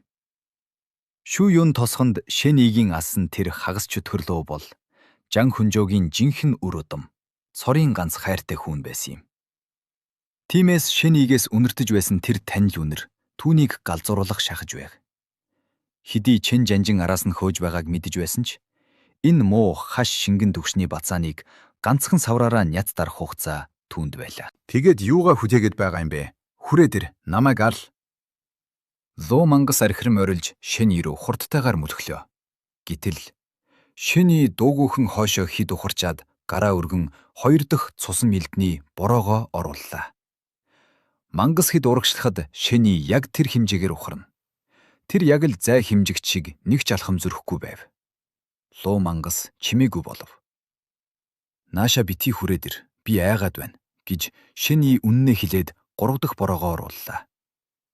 Алтан цэм төвшний тулааныг сая нүдэрээ харсан Шэний одоохондоо ийм мангастай ойрын зайд тулалдаж чадахгүй гэдгээ мэдэж байр. Цусан элдний бороо хүчтэй ч гэсэн мангасын хоёгийг нэвтгэхгүй байлаа. Гэхдээ олон дусал ус чулууг цоолдог шиг олон удаа цохил нэвтэрчил таараа. 20 удаа. Шэн и дараахан 20 удаа цусан элдний бороо оруулахад түүний царай цав цагаан болж цайлаа. Энэхүү дайрагт нь хэдий хүчтэй болсон ч энерги зарцуулалт нь урдийнхаас хэд дахин их байв. Тэнгэр тэр чигтээ цусан улаан өнгөөр будагдж луу мангасыг тасралтгүй нүдэж байлаа. Луу мангас энэ бацаан одоо л хамаг хүчээ барж дууслаа даа гэж бодон баярлаж байтал Шэний нүдэ анаад дахин нээхэд түүний нүдэнд артан гэрэл дахин гэрэлтээд явчихав. Шэн игийн бууж байсан гар дахин дээш рүү хөдлөө. Энэ одоо ямар ч өтгөрийнх нь их бэ? Луу мангасын нүд орой дээрээ гарлаа. Түүний нуруунд элднүүд гүн зоогдож, тисхийн аргагүй өвдөж байв. Тэр хэсэг эргэлзэж байснаа эргэж хараад цааш цугтахаар мөлхөж эхэллээ. Энэ нэг л бишээ. Эхлээд цугтъя. Гэтэл ардаас нь дахиад л хөлийн чимээ сонсогдов. Луу мангас ууртаагаар эргэж хартал Шэн и дахиад л яг өнөөх аюулгүй зайд зогсож байх нь тэр. Тэр мангасыг урагшлахад дагаж урагшлаад эрвэж харахад нь зогсоод ямар ч сөрөг тогтолгоо хийх боломж олохгүйгээр дагаж байлаа. Бас дахиад л тоолж баршгүй цусан элдний бороо. Дэлбэрэх чимээ тасралтгүй гарлаа. Мангасын хатуу нурууны хайрс цуурм унаж, түлэгдсэн махан дундаас нь улаан цус олгойдож эхлэв. Эцэст нь луу мангас тэсвэр алдан зогсож, Сүнс шиг дагах тэр залуу руу улаан нүдэрээ ширтэн цустай шүдээ яр залган хашгирлаа. Чи юунда айгаад байгаа юм би? Зайр цаашаа. Ийм аимшигтай хэрцгийгээр нүдэж байж ямар ч айсан шинжгүй байж би айгаад байна гин шүү. Энэ одоо тулаанч хүнд байх ёстой нэр төр мөн үү? Тал бийгүй болсон хөгжлийн бэрхшээлтэй лууг ингэж дээрлэх болдгийм үү? Өөхөх сэххийн тудаанд хизээч сүр хүчээ алдаж босохгүй гэдэг бичигдээгүй хууль бий. Шин нийгийн зогшилтгүй дайрагт. Матарлууг түүнийг хэр их хүчтэй хаана хүрч зогсхийг нь тааварлаж чадхааргүй болгов. Тэдний хоорондын тэр хитгэн насхмын цай Матарлуугийн нүдэнд хизээж давж гасшгүй ангал мэт санагдана. Чин жанжны жаданд тас цавчигдсан бие нь одоо шэнигийн тасралтгүй цусан элдний борооны дор хизээ мүдгүй хагарах гэж буй шаазан шиг болжээ. 3000 жил амьдарсан алтан цөм төвшний хөгшин мангас эцэст нь аргаа барж дотроо айдас давтлаа. Энэ айдас нь зөвхөн чин жанжнаас биш, харин өмнө зогсох энэ залуугаас үүдэлтэй байг. Энэ хараал идсэн хуйг түүнийг хэсэг хэсгээр нь тасдаж алахыг хүсэж байна шүү дээ. Матарлуу чин жанжинч мартан жинхэнэ луу хэлбэртэй орж тэнгэр лүү хөөрөн зүгтхийг оролдлоо. Үхсэн ч хамаагүй. Жанжны жаданд лүхий.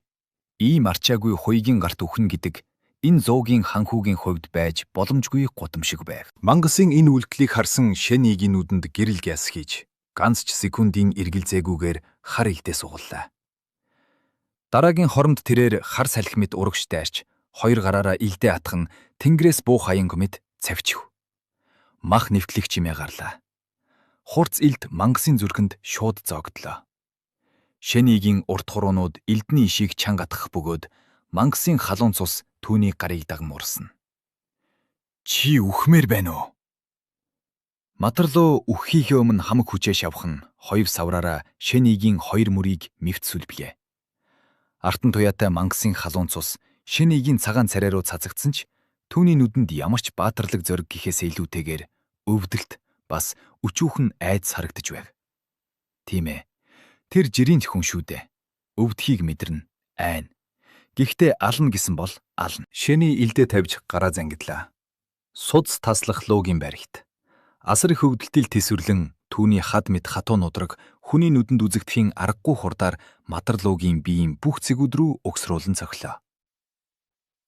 Чөтүрийн галаар шарагдсан хар хайрснууд нь хууларч уунаж мангасын бүх суудсууд тэр чигтээ тасарлаа. Холд зайлаач. Мангасын хоёр гар нь мдээгүй болсон ч шэнигийн мөрөнд гүн зоогдсон савраа яаж ч татаж авч чадсангүй. Тэр үхтлээ айж шэнийг түлхэхийг хичээсэн ч хөдлөж дийлсэнгүй. Харин ч шэний урагшныг алхаж саврыг өөрийнхөө маханд улам гүнзгий оруулав. Чи өхгүй бол би тайван унтаж чадахгүй. Шэний маш намуухнаар шивнээд мангасын зүрхэнд зоогдсон илдийг огцом сугалахад цус орвиллаа. Тэгээд хавирган сар мэт хэлбрээр далайв. Хүчтэй цавчих чимээ гарлаа. Мангасын аимшигт толгой газарт унаж өнхөрлөө.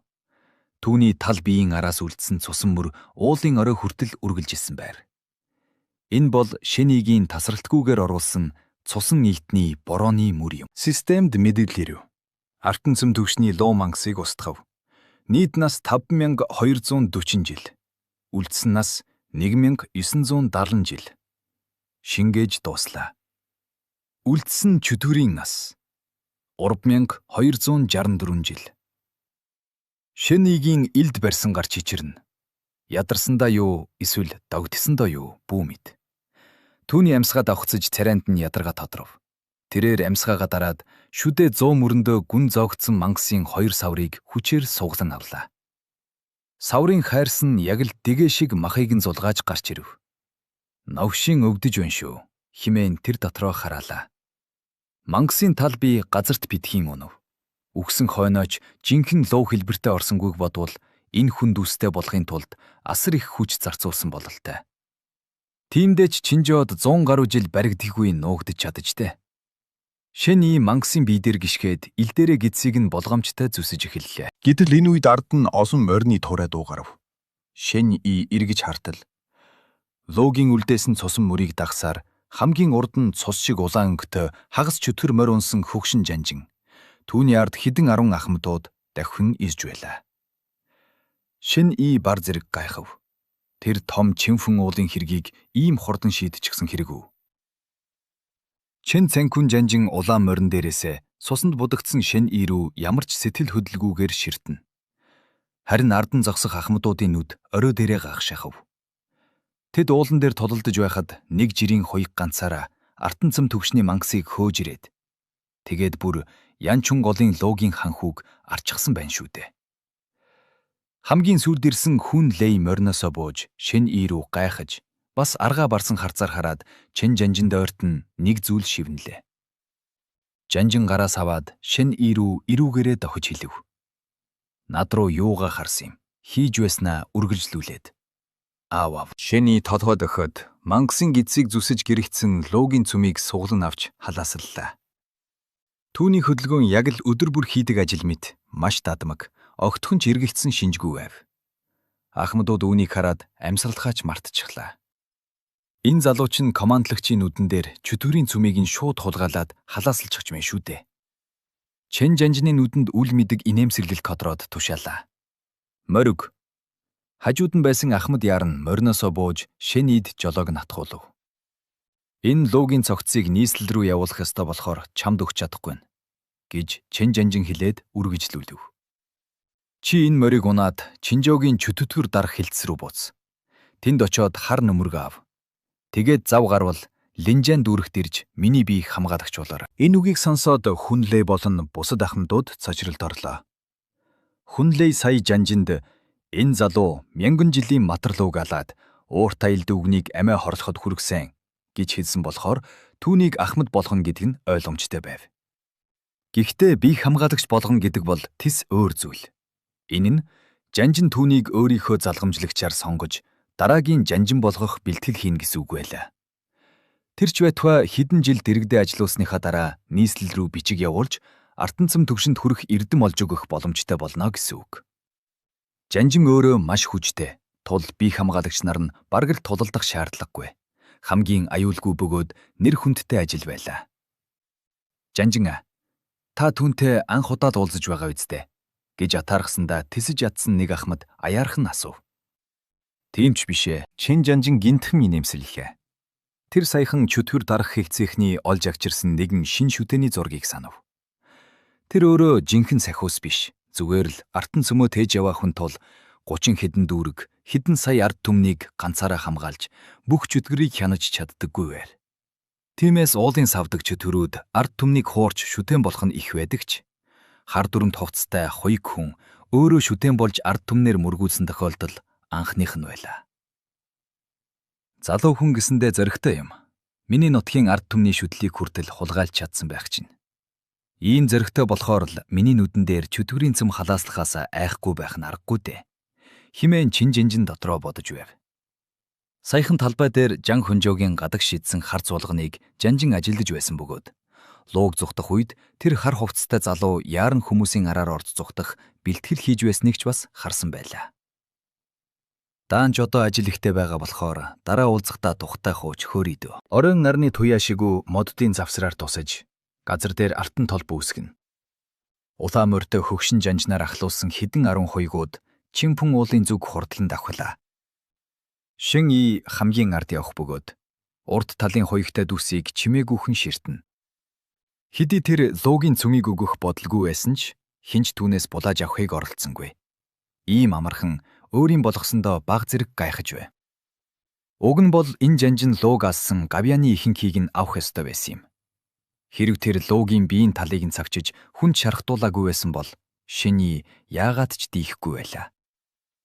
Хаш шингэн төвшний ихэн үедээ түүнээс хамаагүй дээгүр байсан хүмүүсийг амархан арж байсан ч артан цэм төвшөнд хүрмэгцээ хүмүүсийн хүч чадал төсөөлхийн аргагүй болдог нь сая харагдсан юм. Хэрв дахиад бүрэн ирвэл артан цэм төвшний мангастай тааруул зүхтах нь л хамгийн зөв сонголт болох байв. Гэхдээ л энэ удаагийн олз үнэхээр арин байлаа. Матар луугийн цэм, хөгшин луугийн цэм бас өмнөх 800 жилийг нийлүүлээд одоо түүнд нийт 3000 гаруй жилийн чөтгөрийн нас бий болжээ. Энэ олон жилээр алтан цэм төвшөнд хүрч чадах болов? Тэр эргэлзэж байлаа. Шин дүү минь, чи үнэхээр зоригтой юм аа. Хүнлээ мориороо дөхөж ирээд дууга намсхан хэлв. Ашгүй чин жанжин тэр жагсаадаас хурдан мултарсан байна. Хэрв жанжин гацаад чи ганцаараа тэр лууг хөөгөөд явсан бол ямар ч авралгүй өөхөх байсан шүү дээ. Залуу хүн байж ирээдүгэ бодлогүй. Ингиж амиараа дэнчин тавьж гавьяа хөөцөлдөөд яах нь вэ? Дараа нь тэр инээмсэглээд үргэлжлүүлв. Гэхдээ чиний бооцоо үнэхээр зөв байлаа шүү. Хоёр үүлэн хээтээс шууд жанжны бие хамгаалагч болно гэдэг бол миний насаараа зүтгээд ч хүрч чадаагүй оргил юм. Хүн зээгийн бодлоор Шэн И чөтгөр дарах хилтэст ороод 10 жигч болоогүй байсан. Гэтэл жанжны бие хамгаалагч болно гэд нь түүнээс дэш зөвхөн 12 жанжин командлагч нард байна гэсэн үг юм. Чинжоо мужид ямар ч том язгууртан гэр бүл жанжны бие хамгаалагчийг хүндэхгүй байхын аргагүй. Гэхдээ хүн яй атаархсангүй. Харин ч бахархаж байв. Алтан цэм төвшний лууг ганцаараа ална гэдэг хэн хүний хийж чадах зүйл биш.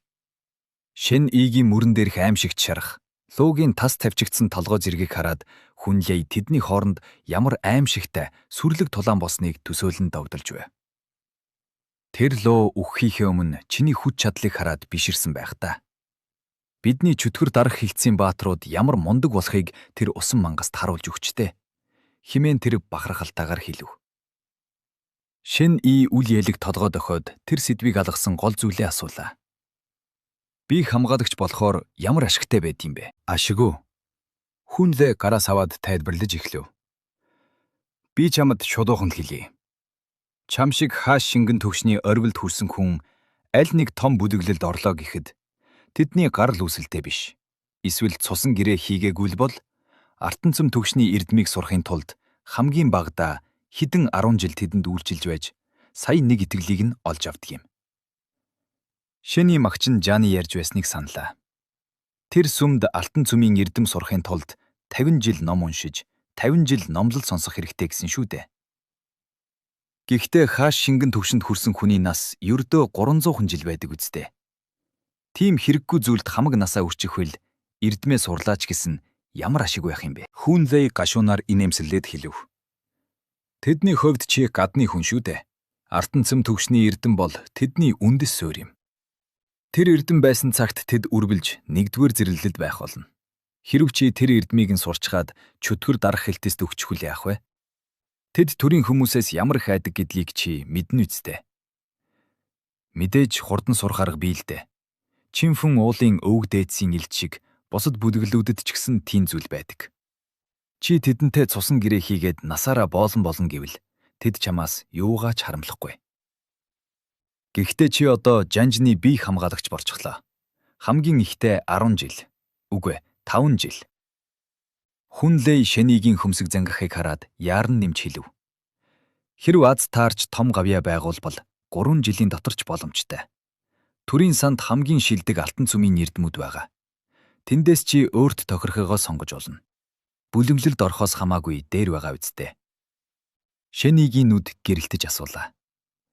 Арай хурдан байж болохгүй юу? Энэ үгэнд хүн ягийн царай хувирж, эргэн тойрноо болгоомжтойгоор харлаа. Чэн жанжин аль хэдийнэ алга усныг хараад тэр Шэнигийн гарыг дарж дотоод хийгээрээ дамжуулан шивнэв.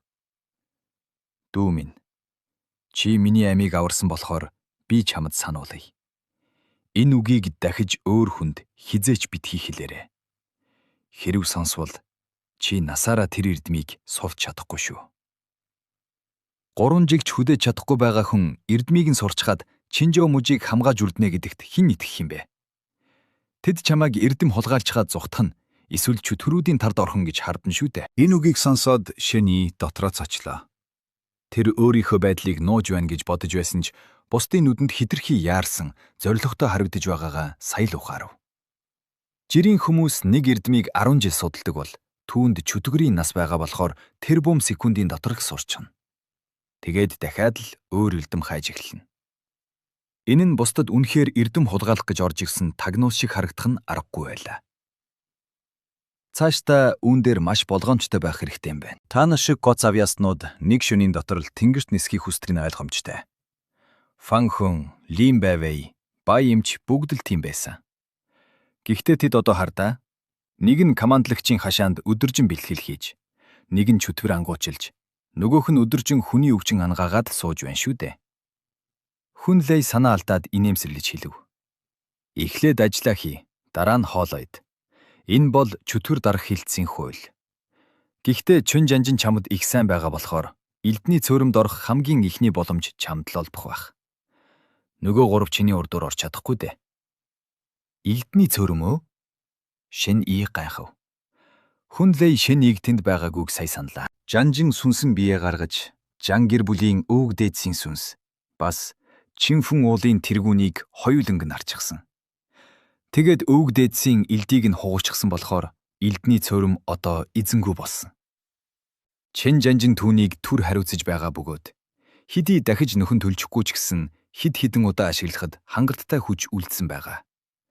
Тэнд ганцхан удаа ороход л чиний насаараа хийх бэлтгэлтэй тэнцэх хүчийг өгнө шүү дээ. Эзэнгүү гинэ. Шэний сонирхон харлаа. Чинфэн уулын шав нар яасан. Чин өвөг хөгшрөх тусмаа улам захитай болж гэн гэдэг чинь лин шүү дээ. Хүн Лэй чин жанжин байхгүй байгаа болохоор зоригтойгоор ярьж эхлэв. Тэр Чинфэн уулын тэргүүнийг урам гэдгийг аль эртнээс мэдэж байсан юм. Тиймээс бүгдийг нь уулан дээр хорж байгаад өвөг дээдсийн элд ямар аимшигтай зүйл болохыг бүх шавнарынх нь биеэр мэдрүүлсэн хэрэг. Шавнар нь тэргүүндээ ямар их гомдож үзий ядаж байгаа гэж бодно.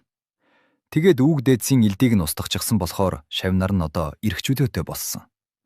Тэднийг шалгаад чөтгөр биш л бол бүгдийг нь чөтгөр дарах хилтэст ажилд авна. Хамгийн инээдтэй нь чин жанжны удирдлага дор гинтхэн хоёр шин артан цөм төвшний хоёыг нэмэлдэж байгаа юм да. Чинфэн уулын үлдсэн хоёр ахмад одоо хоёг босно нь энэ байлаа. Өө нэрээ. Чи артан цөмийн эрдэм сурмаар байвал чин жанжны сая хийсэн аргыг л ашиглаарай. Бусад бүлэглэлүүдийн нуусан муу муухайг нь ухаж гаргаж ирээд Чинфэн уул шиг бүгдийг нь устгаад номын санг нь хурааж явахдаа дундаас нь 2-3 ном хуулаад авчхад хинч юу ч хийхгүй шүү дээ. Хүн Лэй инээнгээ ярьж байтал хажууд нь явсан Шэнигийн нүднээс нэгэн хажин аимшигтай гэрэл цацарч байгааг анзаарлаа. Хүн Лэйгийн инээд тасарч би сая ямар нэг буруу зүйл хийчих үү гэж дотроо айдас давтал.